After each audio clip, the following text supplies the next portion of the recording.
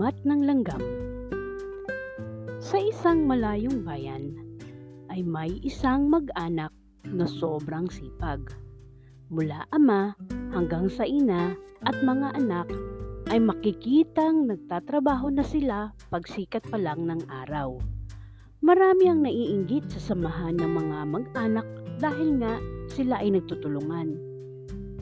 Ang kasibagan ng lahat ng miyembro ang dahilan kung kaya naman kapansin-pansin ang tuwina ay masagana nilang ani. Sa kabila ng masaganang buhay ay hindi kinakakitaan ng pagod ang mag-anak. Habang gumaganda ang kanilang kabuhayan ay lalo silang sumisipag. Sila ang giyahin nyo para kayo umunlad. Madalas ay payo ng mga matatanda sa iba. Nagkaroon ng tagutom sa nasabing bayan. Pininsala ng labis na baha ang mga pananim.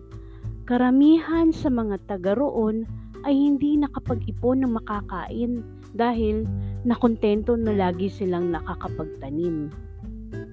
Mabuti na lamang at mabuti din ang loob ng masisipag na mag-anak.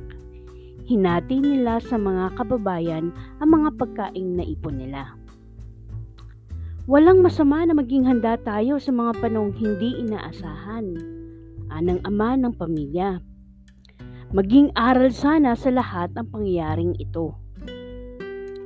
Pakayabang mo naman, wika ng isang lalaki na minasama ang narinig. Na kapag bigay ka lang ng kaunti ay ang dami mo nang sinasabi. Wala naman akong intensyon masama. Ibig ko lamang pare-pareho tayong maging handa sa panahon ng pagsubok, sabi ng ama. Sabi ng ibang tao, ang sabi mo ay mayabang ka lamang dahil kailangan naming umasa sa inyo. Diin nga ng lalaki.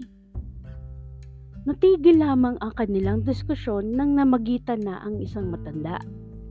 Sinabi nito na mas kailangan nila ang magkasundo kaysa mag-away.